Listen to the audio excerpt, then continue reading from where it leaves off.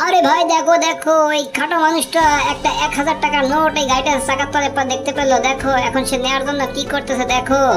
আরে ভাই, টাকাটা সে টানাটানি করতেছে কিন্তু সে নিতে পারতেছে না, চাকার তলে খুব আটকে গেছে।